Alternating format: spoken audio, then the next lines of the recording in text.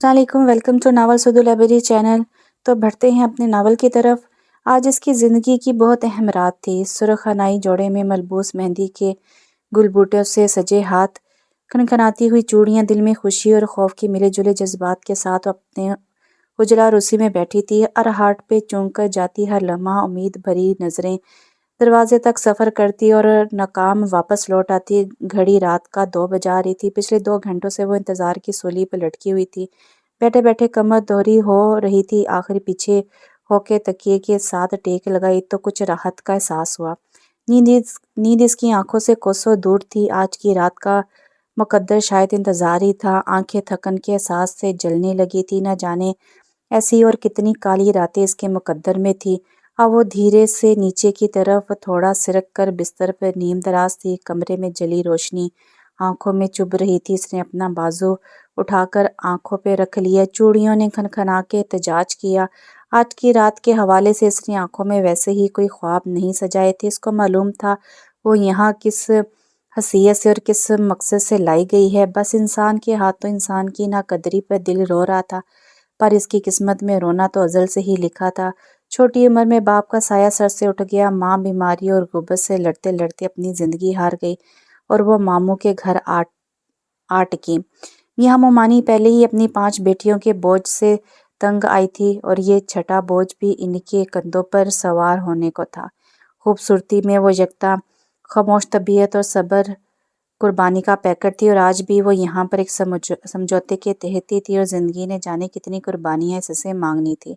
رات گزرتی جا رہی تھی۔ اسے اب یہ لباس، زیور اور ہار سنگار چبھنے لگا تھا۔ وہ بستر سے اترنے لگی تو پائل چھنک کر اسے روکنے لگی۔ کیوں رکوں؟ کس کے لیے اس سیج پر سج کے بیٹھی رہوں؟ کس نے آنا ہے؟ وہ جھنجھلاہٹ بھری آواز میں بولی اور بستر سے اتر کر آئینے کے سامنے جا کھڑی ہوئی اور خود کو تنقیدی نظروں سے دیکھنے لگی۔ بڑی بڑی خوابناک غلافی آنکھیں، ستون ناک، تراشدہ لب، گلابی رنگت، متناسب جسم، اونچا قد۔ کیا نہیں تھا اس میں جو آج کی رات انتظار کی ٹھنڈی آگ میں جھلس رہی تھی۔ آئینے کے سامنے سے ہٹ کر وہ کھڑکی میں آ کھڑی ہوئی۔ سارا گھر اندھیرے میں ڈوبا ہوا تھا، صرف اس کا کمرہ ہی روشن تھا۔ نہ جانے سیف کا کمرہ کون سا ہوگا۔ ایک دم سے اس کا دل دکھ سے بھر گیا۔ اگر سارے کمرے اندھیرے میں ڈوبے ہوئے ہیں تو اس کا مطلب میں ہی اکیلی انتظار کی گھڑیاں کاٹ رہی ہوں۔ اس کا دل کیا کہ وہ اپنے ہاتھ دیوار پر دے مارے اور اس کھنکھناہٹ کا ہمیشہ کے لیے گلا ہی گھونٹ دے۔ کون منتظر تھا یہاں اس ہار سنگار کو دیکھنے کے لیے؟ وہ پھر سے آئینے کے سامنے جا کھڑی ہوئی۔ ماتھے پر سجے ٹیکے کو نوچ دینے کی خواہش کے باوجود دھیرج سے اتارا۔ کانوں سے لٹکے آویزوں نے اترتے ہوئے لرز کر بھرمی دکھائی۔ گلوبند اس حسین گردن کو آزاد کر دینے کو تیار نہ تھا جسے اس نے جھٹکے سے اتارا۔ چوڑیوں کی احتجاج پورے شور کو یکساں فراموش کر کے ان سے کلائیوں کو رہائی دلائی۔ الماری کھولی تو اس میں سے اس کے ہی کپڑے اکیلے پن کا رونا رو رہے تھے۔ جلدی سے ایک جوڑا نکال کر وہ اس ہنائی جوڑے کے چبھن سے خود کو آزاد کر آئی، اور باقی کے اس نے رات ماضی کو یاد کرتے ہوئے گزارنی تھی۔ جگ کے تن کی اگنی سو گئی، بھڑکے تھم گئی من کی ہلچل۔ اپنا گھونگھٹ آپ الٹ کر کھول دی میں نے، پاؤں کی پائل اب ہے چھن ہی چھن۔ سجن تم سو جاؤ، سجن تم مت آؤ، مجھے گلے سے لگا لو، بہت اداس ہوں میں، غم جہاں سے چھڑا لو، بہت اداس ہوں میں۔ یہ انتظار کا دکھ ہے، اب سہا نہیں جاتا، تڑپ رہی ہے محبت، رہا نہیں جاتا، تم اپنے پاس بلا لو، بہت اداس ہوں میں۔ بھٹک چکی ہوں بہت زندگی کی راہوں میں، مجھے اب آ کے چھپا لو تم اپنی باہوں میں۔ میرا سوال نہ ٹالو، بہت اداس ہوں میں، ہر ایک سانس میں ملنے کی پیاس پلتی ہے، سلگ رہا ہے بدن اور روح جلتی ہے، بچا لو تو بچا سکو تو بچا لو، بہت اداس ہوں میں۔ ہر رات کا سویرا قدرت نے طے کر رکھا ہے۔ رافع کی زندگی کی زیت بھری رات بھی اپنی اختتام کو تھی۔ ویسے تو وہ ماں اور باپ کے بعد سے ہی اکیلی تھی، مگر کل کی رات اس نے تنہا کانٹوں پر بسر کی تھی۔ یتیم رشتوں کا بوجھ اٹھانا آسان نہیں ہوتا، اس لیے ہی ماموں نے اسے بے قدری کے ہاتھوں رول دیا۔ سیف احمد کی والدہ نفیسہ جہاں کافی عرصے سے سیف احمد کی دلہن ڈھونڈ رہی تھی۔ سیف کی شادی ان کی بھانجی نائمہ سے ہوئی تھی۔ وہ خاندانی ترکے میں کافی جائیداد سار لائی تھی، مگر 10 سال کا عرصہ گزر جانے کے باوجود اس کے آنگن میں کوئی بھی پھول نہ کھلا۔ دوسری شادی کے لیے دونوں ہی تیار نہ تھے۔ سیف کو بچے کی خواہش تو تھی، لیکن وہ نائمہ کی دل زاری دل آزاری کے خیال سے خاموش تھے۔ پھر والدین کے بڑھتے ہوئے اصرار پر انہیں ہتھیار ڈالنے ہی پڑے۔ پر اصل مسئلہ نائمہ کو منانا تھا۔ وہ ان کو کسی بھی صورت کسی سے بانٹنے کے لیے تیار نہ تھی۔ آخر ایک شرط پر اس نے دوسری شادی کے لیے اجازت دے دی، اور اجازت ملتے ہی نفیسہ بیگم تن دہی سے رشتے ڈھونڈنے لگی۔ وہ رشتہ کسی ایسی غریب گھرانے میں چاہتی تھی جو اپنی غربت کی وجہ سے اس خامی کو نظر انداز کر دیں، اور آخر کار یہ قرعہ رافعہ کے نام نکلا۔ رافعہ کے لیے یہ رشتہ بہت بڑا دھچکا تھا۔ اپنے حالات کی وجہ سے اس نے اپنے حالات کی وجہ سے کوئی بہت سہانے خواب نہیں سجائے تھے، مگر اس حقیقت کو تسلیم کرنا بھی آسان نہیں تھا، اور اب کل کی رات اس پر اس کی حیثیت بخوبی واضح کر چکی تھی۔ وہ اور اس کا وجود نا قدری کی اندیکھی آگ میں جل رہا تھا۔ آج کی صبح بھی رات سے مختلف نہ تھی۔ وہ اکیلے کمرے میں کھلستی رہی۔ آدھا دن گزرنے کے بعد دروازے پر دستک ہوئی۔ شاید کسی کو اس کا وجود یاد آ ہی گیا تھا۔ دروازہ کھلا تو سامنے اس کی شادی شدہ نند ناز گود میں اپنا بچہ لیے کھڑی تھی۔ اس نے تنقیدی نظروں سے اس کا جائزہ لیا، تن کر بولی، ایک رات کی دلہن ہو اور یہ حلیہ کیا بنا رکھا ہے تم نے؟ الماریاں بھرنے کو والدہ نے بری نہیں بنوائی تمہاری؟ اتنے سے بچے کو لے کر جوتیاں چٹکائیں بازاروں میں تمہارے لیے؟ رافعہ کو وقتاً بڑی خفت ہوئی۔ اپنے حلیے پر وہ معذرت کرتے ہوئے کپڑے نکالنے کے لیے بڑھی تو ناز کی آواز اس کے سماعت سے پھر ٹکرائی، اور سنو، اس طرح الگ تھلگ رہی تو بن چکی تمہاری جگہ یہاں۔ صبح سے کمرے میں بند بیٹھی ہو، باہر کیوں نہ آئی؟ بہت سے محاذوں پر لڑنا ہے تمہیں، ابھی سے حکمت عملی بنا لو تو اچھا ہوگا۔ رافعہ کا منہ اس بات پہ ہی کھلا رہ گیا، پر اس نے خاموشی رہنا ہی مناسب سمجھا۔ ابھی وہ نئے ماحول کو اچھی طرح سمجھنا چاہتی تھی۔ جی بہتر کہہ کر وہ تیار ہونے چلی گئی۔ اچھا تم تیار ہو، میں کچھ کھانے کے لیے بھجواتی ہوں، شاید کہ کچھ بچ گیا ہو ناشتے میں سے۔ وہ بڑبڑاہٹ کے انداز میں بولتی ہوئی کمرے سے باہر نکل گئی۔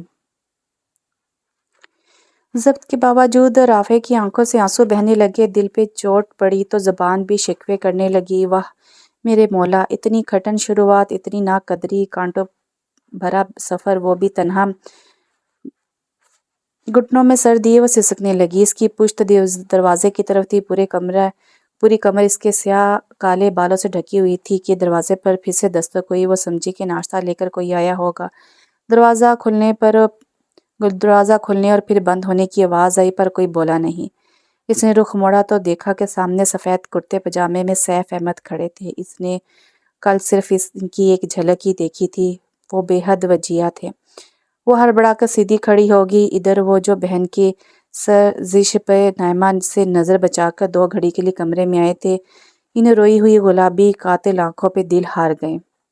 ساجن تیری قاتل آنکھیں کر دیتی ہیں گھائل آنکھیں، پہلے کیا کوئی کم تھی الجھن ہو گئی ہیں جو شامل آنکھیں، کوئی سپنا سا میں بھی دیکھوں گر ہو جائیں جو غافل آنکھیں، میں بھی آخر کب تک بچتا ہو گئی ہیں ساحل آنکھیں۔ نیم واسی وہ شربتی آنکھیں ان کہیں کو کریں کہیں آنکھیں، دل کی دھڑکن کو تیز کرتی ہیں ایک کھڑکی سے جھانکتی آنکھیں، تیری دنیا میں آ کے دیکھا ہے دیکھتے کان، بولتی آنکھیں جو پتھر بھی توڑ دیتی ہیں، ایسی ہوتی ہیں واقعی آنکھیں، کتنے لہجے تراش لیتی ہیں خاموشی میں وہ بولتی آنکھیں، جیسا منظر ہو ویسی ہو جائیں، ایک چہرے پہ ہیں تیری کئی آنکھیں۔ کمرے میں وقت تھم چکا تھا۔ سیف اس حسن مکمل کی تصویر میں گم تھا اور اپنے نصیب کی ستم ظرفی پہ نالا تھا۔ لفظ اس کی دسترس سے باہر تھے۔ وہ ذہن میں لفظوں کو ترتیب دے رہا تھا کہ کس طرح اس پری وش سے اپنے کل کے رویے کی تلافی کرے۔ رافعہ کو اب اس کی خاموشی گھلنے لگی تھی۔ وہ اپنے ہاتھوں کی انگلیاں مروڑتے ہوئے اس کے بولنے کی منتظر تھی۔ اس نے اپنی سوالی نظریں اٹھائیں، پر وہاں مکمل خاموشی۔ آخر وہ بامشکل بولا، میں آپ سے اپنے کل کے رویے کے لیے معذرت چاہتا ہوں۔ وہ اچانک ہی نائمہ کی طبیعت بگڑ گئی تو اسے ہسپتال لے کر جانا پڑا۔ کیا میں نے آپ سے وضاحت مانگی؟ کل کی رات مجھ پر میری حیثیت واضح کرنے کے لیے کافی تھی۔ اس نے جی کڑا کر ایک ہی سانس میں بات ختم کر دی۔ سیف ایک گہری نظر اس پر ڈال کر واپسی کے لیے پلٹ گیا۔ رافعہ کا دل اسے بے آواز صدا دینے لگا، پر کس نے سنی ہیں ایسی صدائیں؟ ادھر نائمہ غصے میں کمرے میں ادھر سے ادھر بل کھا رہی تھی۔ اس کو اپنی کل رات کی رچائی ساری سازش ناکام ہوتی دکھائی دے رہی تھی۔ کل رات اس نے اپنی طبیعت کی جھوٹی خرابی کا جو ڈرامہ کیا وہ کامیاب ہو گیا تھا۔ اس نے پوری رات سیف کو اپنے ساتھ اس ہسپتال میں روکے رکھا۔ وہ بھاگ کر ڈاکٹر کے دیے ہوئے سارے ٹیسٹ ہی کرواتا رہا اور رات کی چاندنی پگھل گئی۔ और अब इसका नया और अब इसका बना बत, और अब इसका बना बताए गायब हो जाना बिना बताए गायब हो जाना इस बात की तरफ निशानदेही कर रहा था कि वो हो ना हो राफे के कमरे में ही होगा। पिछले 10 साल से वो इस राजधानी की अकेली मलका थी। सास इसकी अपनी खाला थी जो घर के तमाम इख्तियारात इसको सौंप चुकी थी। सब कुछ इसके बस में था, लेकिन एक ही नसीब ही था जिस पर इसका जोर नहीं चला। इसकी गोद खाली रही। 10 साल में भी वो कोई फूल खिलाने में नाकाम रही। इसकी सजा के तौर पर आज दूसरी औरत को इसके सर पर लगा के बैठा दिया गया था। वो आगे की हिकमत अमली तरतीब दे रही थी कि कौन सी चाल कब चलनी है। राफी की धड़कन इस दुश्मन जान को देख लेने के बाद काबू में नहीं आ रही थी। वो अभी तक इस गहरी नज़र के हिसार में थी। क्यों इस तरह जवाब दिया? मैंने इनको रोक लेना चाहिए था। इनको वो खुद को डांट रही थी। वो मुस्कुराकर तैयार होने के लिए उठ गई। इसकी तबीयत का बोझलपन और मायूसी की कैफी यकलख्त गायब हो चुकी थी। अब लबों पर धीमी सी मुस्कान लिए वो सजती संवरती रही। इसकी पलकें बार बार सैफ के वल्वलाना नजरें याद करके लर्ज जाती थी। वो आईने के सामने अपनी तैयारी को तनकीदी नजरों से जांच रही थी कि दरवाज़ा खोला और नाज अपनी आदत के मुताबिक तेज तेज बोलती हुई अंदर दाखिल हुई। वो इसकी तैयारी को सराहते हुए बोली, हाँ ये हुई ना बात, चलो दोपहर के खाने के लिए चलो, सब खाने की मेज़ पर हैं। राफे ने इसकी हमराही में बाहर की तरफ कदम बढ़ाए। सब घर वाले खाने की मेज़ पर जमा थे। इसके ससुर सरबराही कुर्सी पर बैठे हुए थे और इनकी दाएं तरफ की कुर्सी पर इसकी सास बरजमा थी। बाएं तरफ सैफ और इसकी बीवी नाइमा बैठे हुए थे। इसे सास के बराबर वाली नशिस्त मिली। दूसरी सरबराही कुर्सी पे नाज का शोहर और रूहान नहायती गहरी नज़रों से इसका जायजा ले रहा था। इसकी नज़रों से इसे उलझन हो रही थी, पर मरता क्या ना करता कि इसको इधर ही बैठना पड़ा। सैफ ने सिर्फ और सिर्फ एक दफ़ा नज़र उठाकर इसको देखा। इसके बाद वो खाने की तरफ मतवज्जो हो गया। नाइमा कीना तोड़ नज़रों से इससे ही देख रही थी। नफीसा जहाँ ने इसकी घबराहट को महसूस करते हुए चावलों की प्लेट इसकी तरफ बढ़ाते हुए कहा, खाना खाओ बेटा, पहले ही काफ़ी देर हो गई है। और इसने जी कहकर खाने की ट्रे थाम ली और आस्ता आस्ता खाना खाने लगी। इसको दो लोगों की नज़रें बहुत बुरी तरह चुभ रही थी। नाज खाने की मेज़ के साथ खड़ी सबको खाना सर्व कर रही थी। सैफ ने एक दफ़ा फिर नज़रें उठाई और इसे बेदिली से खाना खाते हुए देखा। नज़रों का इर्तिकाज़ महसूस करते हुए राफे ने सामने देखा तो उसकी नज़रें इसकी नज़रों से उलझ गईं और इसके हाथों में पकड़ा चम्मच लर्ज़ का प्लेट में ही गिरकर आवाज़ कर गया, जिस पर नाइमा ने नहूत भरे अंदाज में कहा, वालदा खाने की मेज़ पर बैठने का आदाब जल्द ही सिखा दें इसको तो अच्छा है।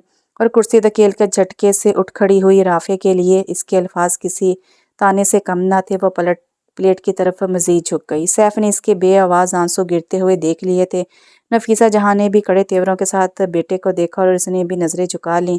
राफे आस्तगी से वहाँ से उठकर कमरे की तरफ चल दी। कमरे में आकर दरवाज़ा बंद किया और बिस्तर पर गिरकर फूट फूट कर रो दी। कुछ देर पहले छाया हुआ फंसू अब टूट चुका था और हकीकत हाल इसको बुरी तरह दिला रही थी। क्या होगा, कैसे वो इन हालात में अपनी जगह बना पाएगी भी या नहीं? सवालात की एक यलगार थी। थोड़ी देर पहले छाई बशाशियत गायब हो चुकी थी। इसने थक कर बाजू उठा के अपनी आंखों पर रखा और अपनी आंखें मूंद ली। रात भर के रत जगे ने पलकों को एक दूसरे से जल्द ही जोड़ दिया और नींद ने इसको हर अजियत से बचा के अपनी गोद में छुपा लिया। न जाने कितनी देर यूं ही सोती रही। जब इसकी आंख खुली तो उसने कमरे को अंधेरे में डूबा हुआ महसूस किया और सोफे पर किसी होले को सिगड़ के जलते बुझते अंगारे के साथ देखा। इसके दिमाग में अनगिनत खदशों ने सर उभारा और इसने डर के हल्काते हुए लर्जती आवाज़ में पूछा, कौन है?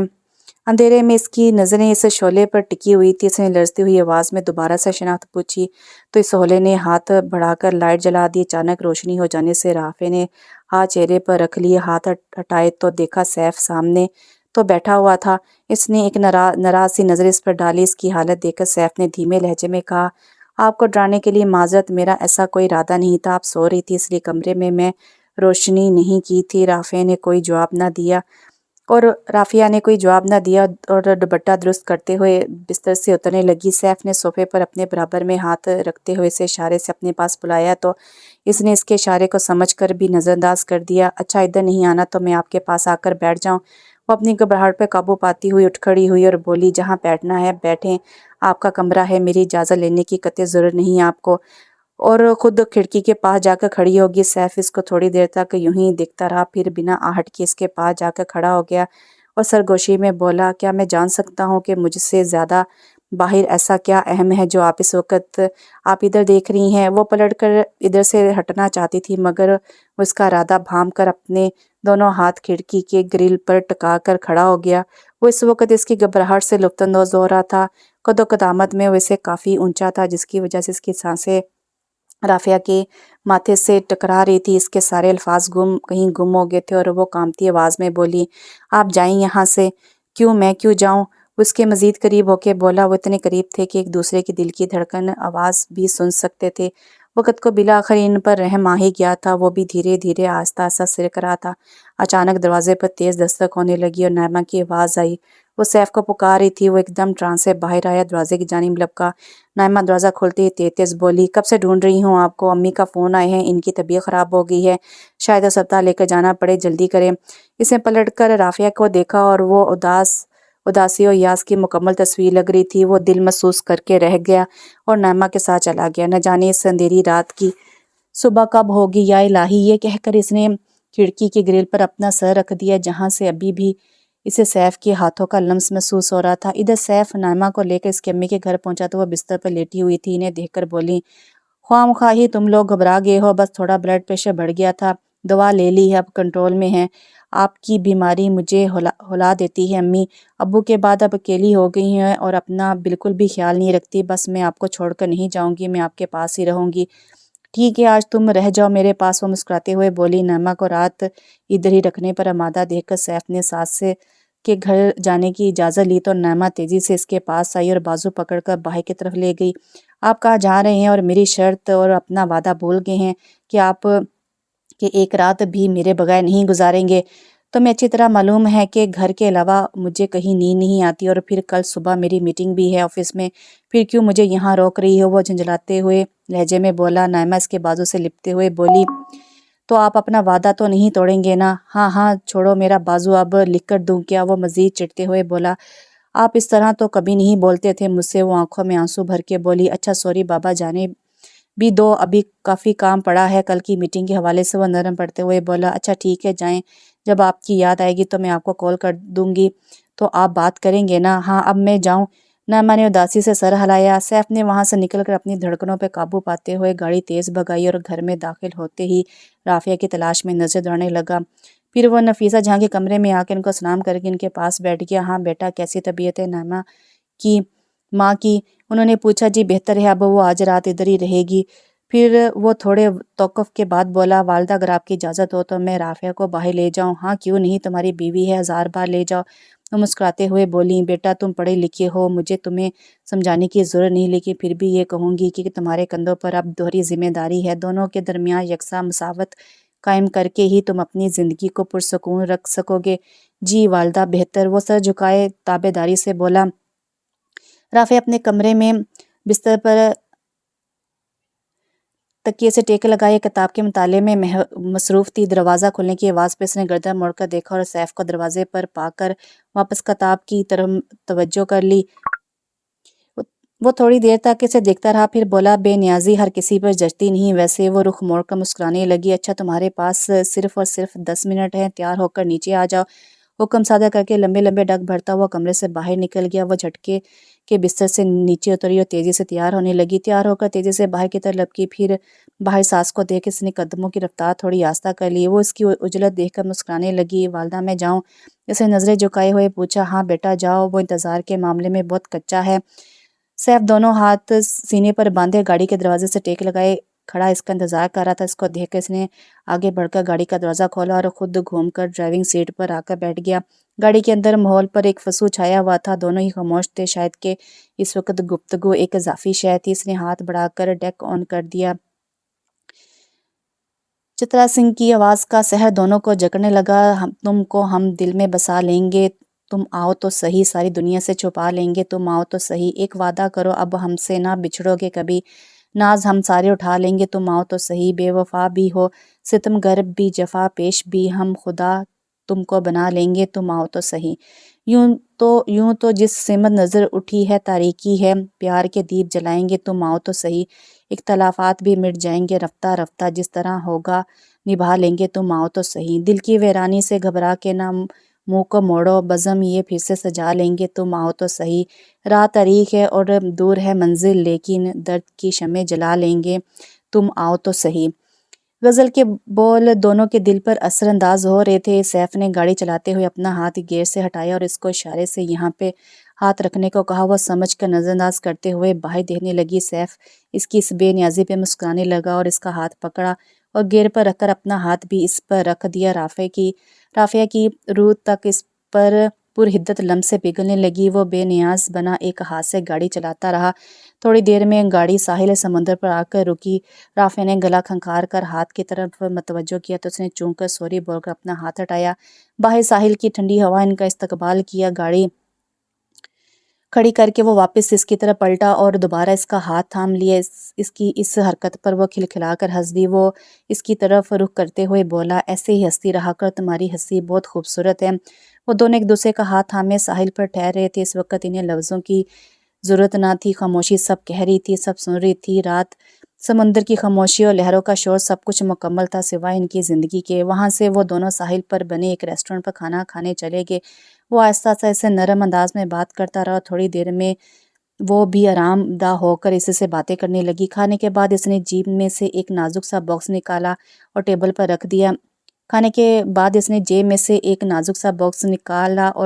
رکھ دیا۔ رافعہ نے آئی برو چاہ کر اس کے متعلق پوچھا تو جواب میں اس نے باکس کھول دیا۔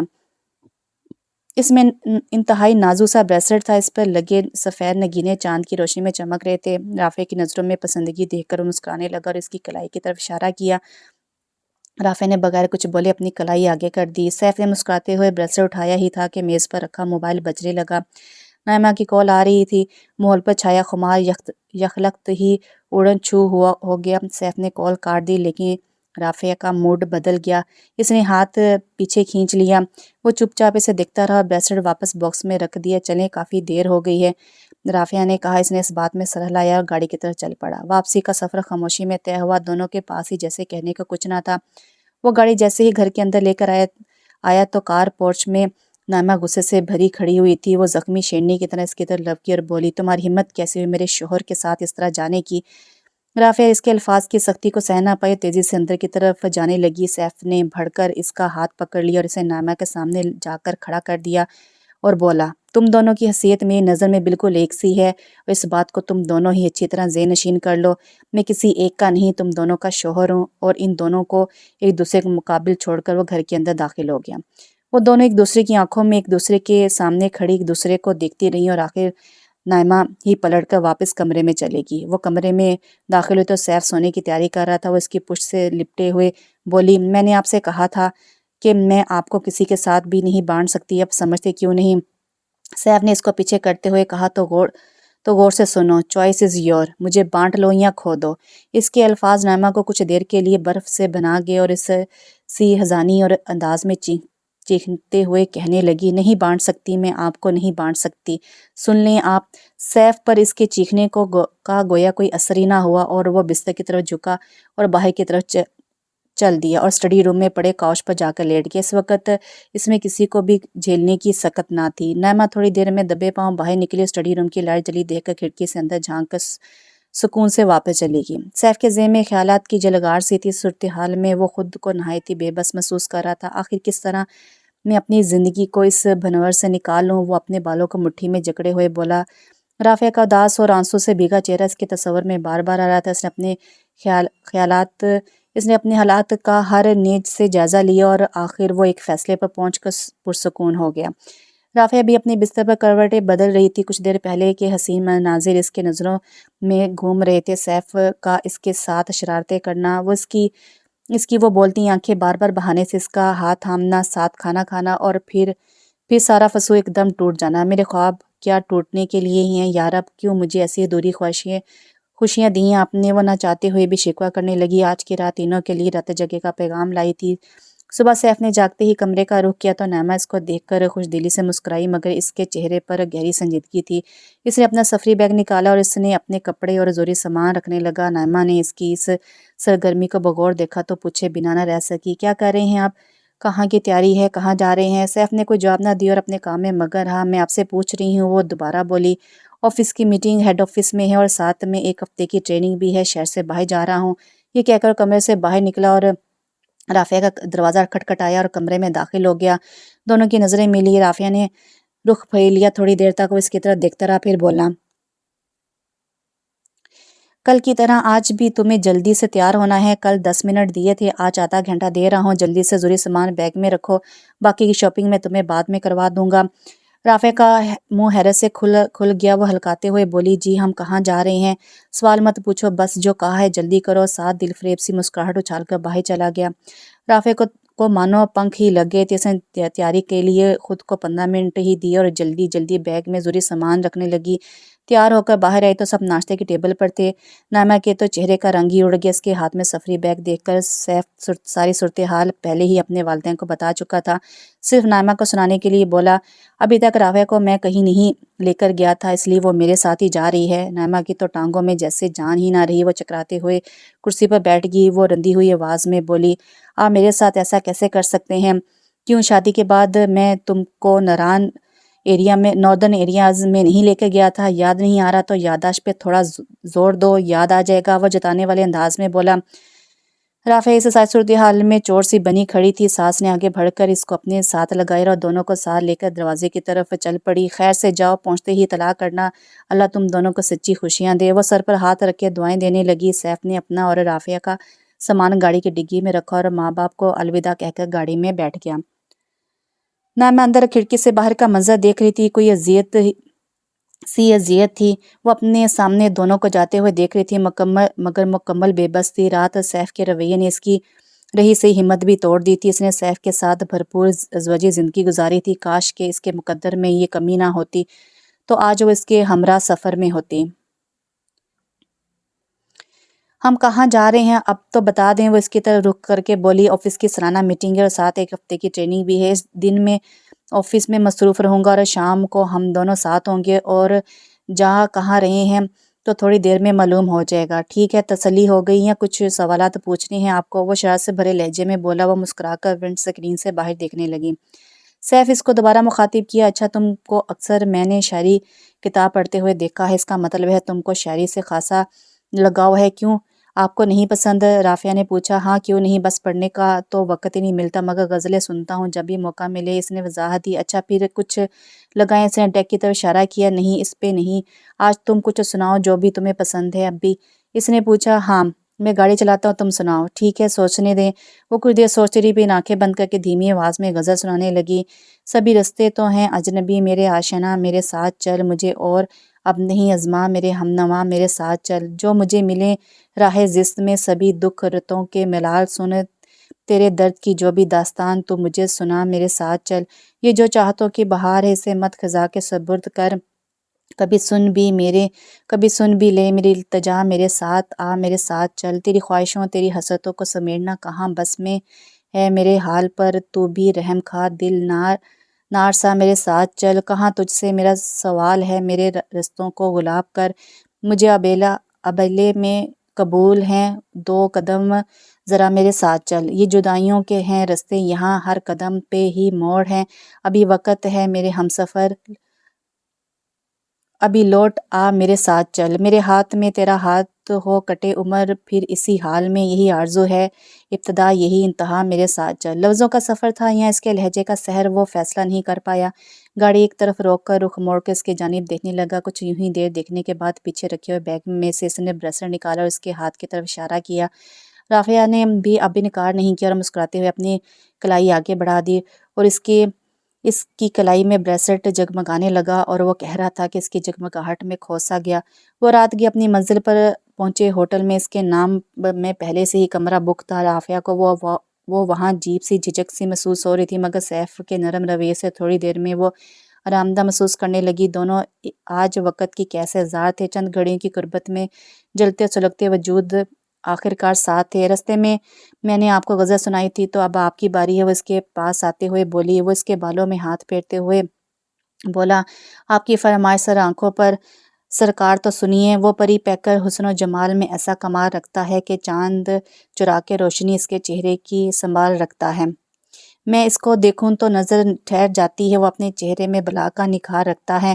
میں کیا کہوں اس پہ کہ الفاظ کم ہیں میرے پاس، فقط اتنا ہی کہتا ہوں کہ وہ غضب کا جمال رکھتا ہے۔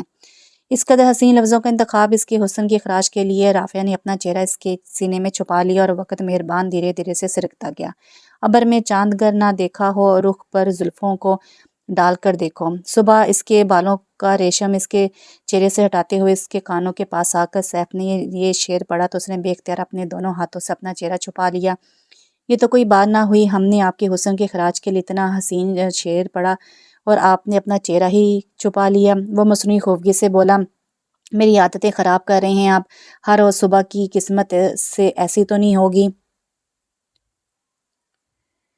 وہ آنے والے وقت کے بارے میں سوچتے ہوئے بولی، کل کی کل دیکھی جائے گی بیگم صاحبہ، ابھی تو ہم ساتھ ہیں، ہے نا؟ چلے ناشتے کا کچھ کرتے ہیں، کچھ پیٹ پوجا کی بھی فکر کیجئے، اپنے سرتاج کی۔ وہ اس کی ناک کو اپنی دونوں انگلیوں کی پوروں سے پکڑتے ہوئے بولا، جناب ابھی مجھے نہیں، آپ کو فکر کرنی ہے ناشتے کی تو جلدی سے آرڈر کیجئے اور کچھ منگوائیں، جب تک میں فریش ہو کر آتی ہوں۔ جو حکم سرکار کا بندہ آپ کے حکم کی تکمیل بجا لائے گا۔ اس نے سینے پر ہاتھ رکھ کر جھک کر کہا تو رافع اس کی حرکت پر کھلکھلا کر ہنس دی۔ تھوڑی دیر بعد جب وہ آئینے کے سامنے کھڑی تھی تو ایک لمحے کے لیے خود کو پہچان نہ پائی۔ میں تو آئینے میں خود کو تک کر حیران ہوں، یہ چہرہ کچھ اور طرح تھا پہلے کسی زمانے میں۔ ناشتے کے بعد سیف نے اجلت میں میٹنگ میں جانے کی تیاری شروع کر دی۔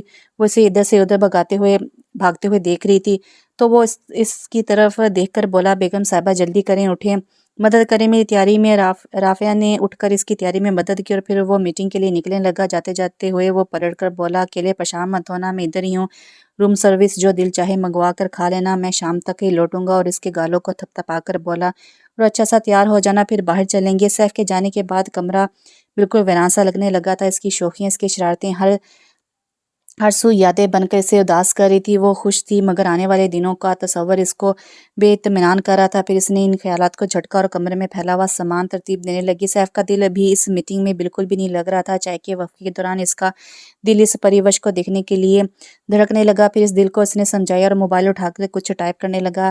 رافعہ آئینے کے سامنے اپنے گلے بالوں کو سلجھا رہی تھی۔ میسج کی آواز سن کر برش کو سائڈ پر رکھا اور موبائل کو اٹھا لیا اور سیف کا نام دیکھ کر اس کے لب خود بخود مسکرانے لگے۔ جب میسج کھول کر دیکھا تو اس کی جان آنکھوں میں سمٹ آئی۔ وہاں لفظ ہزار رنگ پہن کر اٹکلیاں لے رہے تھے، سنورتے ہیں وہ دیکھ کر آئینے، سنور جائیں تو آئینہ انہیں دیکھتا ہے۔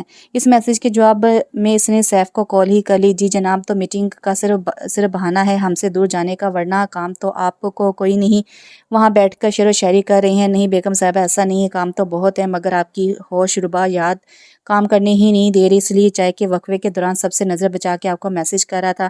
اچھا جی، چلیں مان لیا، اب دھیان سے اپنے کام میں لگائیں اور جلدی سے میٹنگ نپٹا کر آئیں، ماں بدولت آپ کا انتظار کر رہے ہیں۔ وہ بھی شرارت سے بولی، حکم کی تکمیل ہوگی ملکہ عالیہ، بس تھوڑی دیر اور انتظار کی اذیت کو برداشت کیجیے۔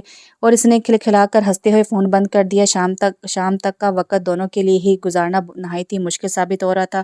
وہ اس کے کہنے کے مطابق بہت دل لگا کر تیار ہوئی۔ وقت کی سوئیاں بھی ان کے صبر کا امتحان لے رہی تھی، لیکن آخر کب تک گھٹنے ٹیکنے ہی پڑے اسے، اور دھیرے دھیرے دن اپنے اختتام کو پہنچا اور شام ہونے کو آئی۔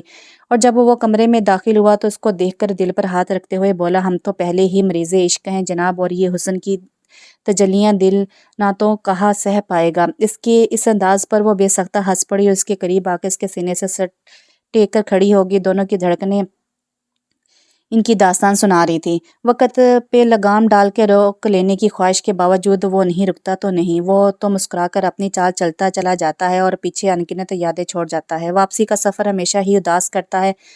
ایک دوسرے کی سنگت میں حسین پل گزار کے جب وہ واپس پہنچے تو خوشی ان کے چہرے سے عیاں تھی۔ نفیسہ جہاں نے انہیں دیکھتے ہی ان کا صدقہ نکالا، نائمہ کمرے سے باہر نہیں آئی۔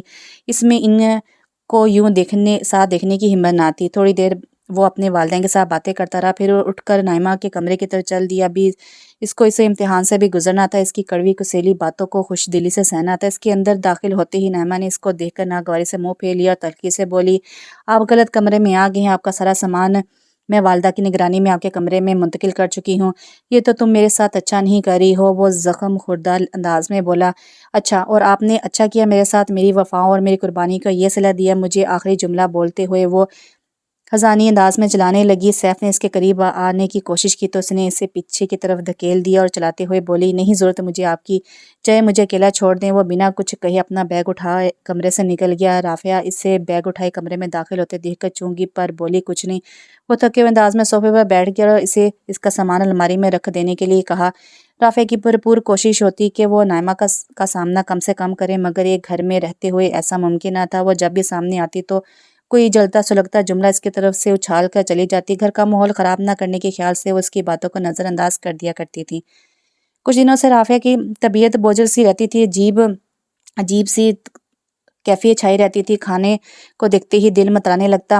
نفیسہ جہاں اس کی طبیعت کا بغور مشاہدہ کر رہی تھی اور ایک دن اس کے انکار کے باوجود اس کو ڈاکٹر کے پاس لے گئی۔ کچھ ضروری ٹیسٹ کروانے کے بعد ڈاکٹر نے ان کو وہ خوشخبری سنائی جسے سننے کے لیے ان کے کان نہ جانے کب سے ترس رہے تھے۔ ان کے آنگن میں بہار آنے والی تھی، بچوں کی کھلکاریوں سے ان کے سونے گھر میں رونق اترنے والی تھی۔ انہوں نے رافعہ کو خود سے لپیٹ کر اس کا ماتھا چوم لیا اور کانپتی آواز میں بولی، تم نے مجھے کتنی بڑی خوشی دی ہے، تمہیں اس بات کا اندازہ بھی نہیں کر سکتی، اللہ تم کو اپنی حفاظت میں رکھے۔ گھر پہنچے انہوں نے میاں کو صدقے کے بکرے لانے کے لیے کہا اور سیف کو انہوں نے مٹھائی لانے کے لیے فون کر دیا۔ ان کی آواز سے جھلکنے والی خوشی نے اسے بنا بتائے ہی سب کچھ بتا دیا تھا۔ وہ مٹھائی اور پھولوں کے بکے لے کر گھر آئے تو یہ رافعہ کے چہرے کی شرم مسکراہٹ دیکھ کر اس کی روح سرشار ہوگی اور وہی نائمہ کے چہرے پر چھائی ویرانی بھی اس کا دل بھی دکھا گئی۔ نائمہ کو اپنا وجود اس منظر میں بالکل ہی غیر اہم لگا۔ وہ اپنے آنسو سب کے سامنے بہا کر اس خوشی کے موقع پر بدشگونی نہیں کرنا چاہتی تھی۔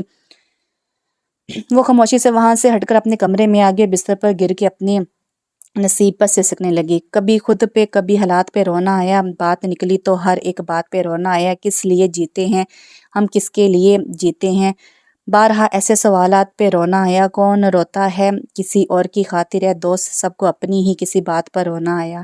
خواب، امید، تمنائیں، تعلق اور رشتے جان لے لیتے ہیں آخر یہ سہارے سارے۔ سیف نے نائمہ کو وہاں سے خاموشی سے جاتے ہوئے دیکھا تو دل میں ایک ٹیس سی اٹھی۔ رافعہ بھی بغور سیف کے چہرے کے بدلتے رنگوں کو دیکھ رہی تھی۔ نفیسہ جہاں نے اسے اپنے پاس بٹھا کر بلائیں لی اور ساری احتیاطیں اس کو ازبر کروا دیں۔ رافعہ کو سب نے ہاتھ کا چھالا ہی بنا لیا تھا۔ اس کے ہر کام کے لیے کل وقتی ملازمہ تک رکھی چھوڑی تھی جو اس کے ساتھ ہر وقت سائے کی طرح لگی رہتی تھی، اس کی ہر ضرورت کا خیال رکھتی تھی۔ سیف بھی اپنی مصروفیات میں سے وقت نکال کے اس کو توجہ دیتا۔ اب بھی اس کو کہیں بھی باہر گھومنے پھرنے کی اجازت نہیں تھی، صرف ہر ماہ ہسپتال معائنے میں ساس خود لے کر جایا کرتی تھی۔ اس قدر احتیاطوں نے اس کو بیزار سا کر دیا تھا، لیکن وہ وقت کی نزاکت جان کر خاموش رہا کرتی تھی۔ ادھر نائمہ اپنے دل میں رافعہ کو نقصان پہنچانے کے ہزار منصوبے بنائے بیٹھی تھی، لیکن سب کی از حد توجہ کے باعث اس کی کوئی بھی تدبیر کارگر ثابت نہیں ہو رہی تھی۔ سیف کے بھی وہ بہانے سے پھر سے قریب ہونے کی کوشش کرنے لگی تھی۔ ایک دن اس کے آفس سے آنے کے بعد وہ ہاتھ پکڑ کر اپنے کمرے میں لے گئی۔ وہ اس کے بدلتے ہوئے رنگ خاموشی سے دیکھ رہا تھا۔ ناراض ہیں آپ مجھ سے، اس نے ایک ادا سے پوچھا۔ نہیں تو نہیں ہونا چاہیے کیا، سیف نے خفگی سے جواب دیا۔ اچھا میں ہر بات کی معافی چاہتی ہوں، چلے نا کہیں باہر چلتے ہیں، کتنے دن ہو گئے ہم نے ساتھ کہیں گئے ہوئے۔ اس نے اس بات میں سر ہلاتے ہوئے کہا، اچھا فریش ہو جاؤں پھر چلتے ہیں۔ رافعہ نے ان دونوں کو ساتھ جاتے ہوئے دیکھا اور اس کا دل پھر سے وہ وہم اور اندیشوں کا شکار ہونے لگا۔ نائمہ شوہر کا ساتھ پا کر پھر سے ہوا میں اڑنے لگی تھی، خوشی اس کے چہرے سے واضح تھی۔ دونوں ساتھ کھانا کھانے کے لیے گئے۔ نائمہ مسرسر بول رہی تھی اور وہ بے دھیانی میں اس کی بات سن رہا تھا۔ یکدم وہ اس کی بات پر چونک پڑا۔ کیا کہا تم نے، دوبارہ بولو۔ میں یہ کہہ رہی ہوں کہ آپ تو ہمارے دل کی مراد اللہ کے فضل سے پوری ہو رہی ہے، تو اب رافعہ کی ہماری زندگی میں کوئی ضرورت تو نہیں، ہماری دنیا اس کے بغیر بھی تو مکمل ہو جائے گی نا۔ سیف کی کن پٹی میں خون کی روانی تیز ہونے لگی۔ اس نے اپنے جذبات پر قابو پاتے ہوئے اس سے اٹھنے کو کہا۔ وہ رافعہ کی حمایت میں ابھی کچھ بھی بول کر اسے مزید دشمنی پر نہیں اکسانا چاہتا تھا، لیکن وہ نائمہ کی طرف سے اور زیادہ محتاط ہو گیا تھا۔ وہ جانتا تھا کہ بے اولادی عورت کو ایک گھن کی طرح اندر سے کھا جاتی ہے۔ نائمہ کی بھی ایک شاندار شخصیت ہوا کرتی تھی، لیکن وہ اب صرف ایک ادھوری عورت تھی۔ رافعہ یہ مشکل دن گن گن کے گزار رہی تھی۔ ایسے وقت میں سے اپنے والدین بے تحاشا یاد آتے۔ سگے رشتوں کے نام پر خالی دامن تھی۔ ماموں اور ممانی نے بھی شادی کے بعد اس کو پلٹ کر نہ پوچھا تھا۔ نفیسہ جہاں آنے والے مہمان کے استقبال کی تیاری میں مصروف تھی، اپنے ساتھ والے کمرے کو انہوں نے ہر اس چیز سے بھر دیا تھا جس کی ابھی ایک بچے کو ضرورت نہ ہوتی۔ ڈھیروں کھلونے، بیبی کاٹ پر اس رنگ برنگ کے کپڑے کی غرض دنیا کی ہر نعمت کو انہوں نے اس کمرے میں سمیٹ دیا تھا۔ وہ بے صبری سے اس گھڑی کا انتظار کر رہی تھی جب ان برسوں کی محرومی نے دور ہو جانا تھا، لیکن اچانک ہی ان کا نام حج کی قرآن اندازی میں نکل آیا۔ وہ اللہ کی اس مہربانی پر شکر گزار تھی، مگر رافعہ کو اس حال میں چھوڑ کے جانے کے لیے ان کا دل تیار نہ تھا، مگر جہاں اللہ کا بلاوا آ جائے وہاں پر کوئی بہانہ کہاں چلتا ہے۔ دونوں کو ڈھیروں تاکیدیں کرتی ہوتی شوہر کے ساتھ اللہ کے گھر کے سفر کے روانہ ہوئی۔ سیف ان کے اس وقت جانے سے کافی پریشان تھا۔ وہ دن میں کئی بار گھر پر فون کرتا اور واپسی پر تو وہ مسلسل کال پہ بات کرتا ہوا گھر میں داخل ہوتا۔ آج بارش اپنے زوروں پر برس رہی تھی اور موسم کے تیور دیکھ کر رافعہ کا دل بھی بہت گھبرا رہا تھا۔ ابھی ڈاکٹر کی دی ہوئی تاریخ میں 10 دن باقی تھے، مگر پھر بھی کوئی بے چینی تھی۔ اس نے اپنی نند ناز کو فون کر کے اپنی طبیعت کے بارے میں بتایا تو اسے بھی ابھی تسلی دی۔ فون رکھتے اس کو اپنے پیٹ کے نچلے حصے میں درد کی کروٹیں لیتا ہوا محسوس ہوا اور وہ درد کی شدت سے بے حال ہو کر زمین پر بیٹھتی چلے گئی۔ درد کمر پیٹ کے درمیان گردش کر رہا تھا، کبھی رکتا کبھی بڑھتا۔ اس نے ملازمہ کو آواز دی مگر جواب نہیں آیا۔ پھر اسے یاد ہے وہ تو آج جلدی چھٹی لے کر گھر کے لیے نکل چکی ہے۔ اس نے سیف کو فون کرنا شروع کیا لیکن اس سے رابطہ خراب موسم کے باعث ممکن نہ ہو سکا۔ ایک دم سے درد کی تیز لہر کی وجہ سے اس کے ہاتھ سے موبائل نیچے گر پڑا۔ اس سے رابطے کا آخری سہارا بھی آپ زمین کے سامنے گر کے ٹوٹ چکا تھا۔ درد کی شدت سے بے حال ہو کر دروازے تک آئی اور نائمہ کو آواز دی۔ نائمہ نے اس کی درد بھری آواز سنی تو کمرے سے باہر نکل آئی۔ اس کو دروازے کے پاس اس طرح بیٹھے دیکھ کر وہ واپس سیف کو فون کرنے کے لیے اپنے کمرے کی طرف پلٹی اور موبائل کی طرف ہاتھ بڑھاتے اس کے دل میں خیال اٹھا اور اس خیال نے اس کے وجود کو اپنے بس میں کر لیا۔ کیوں مدد کرے وہ اس کی، کیوں نہ یہ درد اس کی جان ہی لے جائے۔ دماغ اس خیال کی شدت سے نفی کر رہا تھا۔ اس کے دل و دماغ میں خیالات کی جنگ چل رہی تھی، خیر شر کو ہرانے کے لیے دلائل پہ دلائل دے رہا تھا۔ رافعہ کی درد کی شدت پہ اب بے ہوشی سے غالب آنے لگی تھی۔ اس کی نیواں آنکھیں نائمہ کے دروازے پر ٹکی ہوئی تھی۔ رافعہ نے اپنی بند ہوتی آنکھوں کو کھولنا چاہا مگر وہ ہوش کی دنیا سے لاتعلق ہوتی جا رہی تھی۔ اندھیرا دھیرے دھیرے اس کی رگوں میں پھیلتا جا رہا تھا۔ وہ نائمہ کے کمرے کی طرف دیکھ رہی تھی مگر اس کا ذہن مکمل تاریکی میں ڈوب گیا۔ نہ جانے کتنی ساعتوں بعد وہ ہوش کی دنیا میں واپس آئی تو اس نے اپنے پاس نائمہ کو کھڑے ہوئے پایا۔ مجھے کون لایا ادھر؟ اس نے درد بھری آواز میں پوچھا۔ میں لائی ہوں، نائمہ نے اس کے بال سلاتے ہوئے کہا۔ گھبراؤ نہیں، میں تمہارے ساتھ ہوں۔ رافعہ کی آنکھوں میں اذیت کے ساتھ شکر گزاری کے بھی جذبات تھے۔ تھوڑی دیر پہلے نائمہ جذبہ رقابت کی آگ میں بری طرح جھلس رہی تھی۔ کیوں ملے اس کو وہ خوشی جس سے نے آج تک محروم ہو، اس کو بھی محروم ہونا ہی پڑے گا۔ وہ کمرے میں ٹہلتی ہوئی خود سے ہم کلام تھی۔ اس کے کانوں میں اسی ہی لمحے رافعہ کی کراہیں سنائی دی۔ اس نے اپنے دونوں کانوں پہ ہاتھ رکھ لی اور پھر روتی ہوئی زمین پر بیٹھتی چلی گئی۔ نہیں، میں حسد کے ہاتھوں انسانیت کے مرتبے سے گر کر کیا کرنے جا رہی ہوں؟ عورت ہونے سے پہلے میں ایک انسان بھی تو ہوں۔ وہ خود کو بروقت پہچان گئی تھی۔ اس نے اٹھ کر فوری طور پر اپنے آنسو پونچھے اور سیف کو فون کرنے کی کوشش کی لیکن موسم کی خرابی کے باعث رابطہ ممکن نہ ہو سکا۔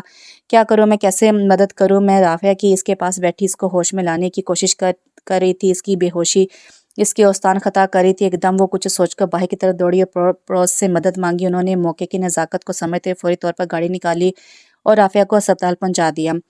ادھر سیف موسم کی خرابی کے بعد دیر سے گھر پہنچا اور وہاں کسی کو بھی نہ پا کر اس کے پاؤں تلے سے زمین ہی نکل گئی۔ کمرے میں ٹوٹا ہوا موبائل بھی ایک الگ ہی کہانی سنا رہا تھا۔ اس نے کانپتے ہوئے ہاتھوں سے نائمہ کے نمبر پر رابطہ کرنے کی کوشش کی۔ تھوڑی دیر میں رابطہ ہونے پر اس نے گھبرائے ہوئے لہجے میں پوچھا، کہاں ہو تم اور رافعہ کہاں ہے؟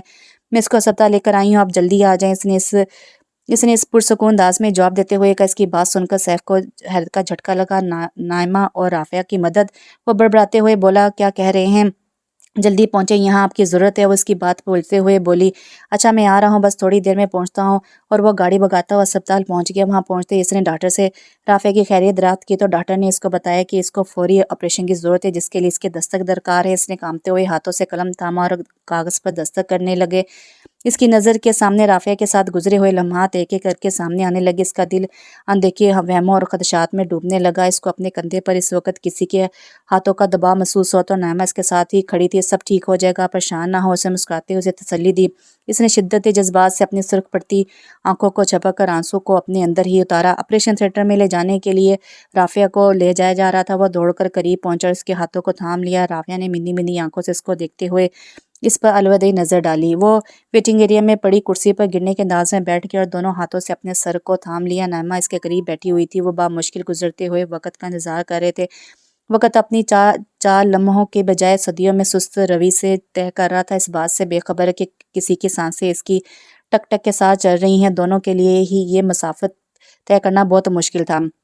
آخر وقت کو ہرا کر ڈاکٹر تھیٹر سے باہر آئی دکھائی دی اور ان کے پاس آ کر ان دونوں کو مبارکباد دی۔ اس کے ساتھ ہی نرس اپنے ہاتھوں میں ایک ساتھ 2 بچے لے کر باہر آئی۔ مبارک ہو، اللہ نے آپ کو رحمت اور نعمت دونوں سے نوازا ہے۔ نائمہ پر تو حیرتوں کے پہاڑ ہی ٹوٹ پڑے۔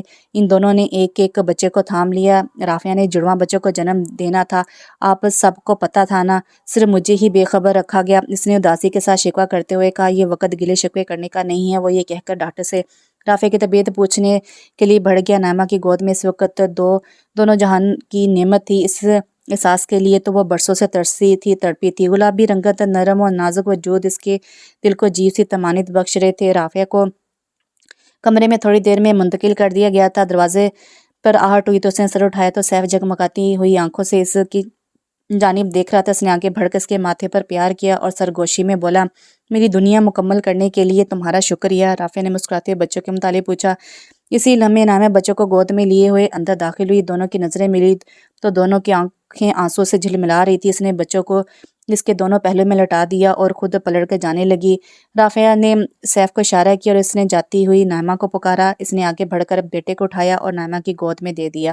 وہ بے یقینی سے ان کی طرف دیکھنے لگی اور دونوں نے مسکراتے ہوئے اس بات میں سر ہلا دیا، یہ آپ کا بیٹا ہے؟ رافعہ نے نکہت بھری آواز میں کہا۔ نائمہ کا چہرہ آنسو سے بھیگ چکا تھا اور وہ فرط مسرت سے بچے کو چوم رہی تھی۔ اس کے زخموں پر مرہم رکھا جا چکا تھا، اس کی بھی سن لی گئی تھی، اس کی محرومی کو بھی آخر قرار مل گیا تھا۔ سب کے چہروں پر ایک سودہ سی مسکراہٹ بکھری ہوئی تھی۔ کچھ دنوں بعد نفیسہ جہاں پوتے اور پوتی کو ساتھ لٹائے انہیں کہانی سنا رہی تھی اور نائمہ کمرے میں آئی اور بولی، چلو بچوں، صبح اسکول نہیں جانا کیا؟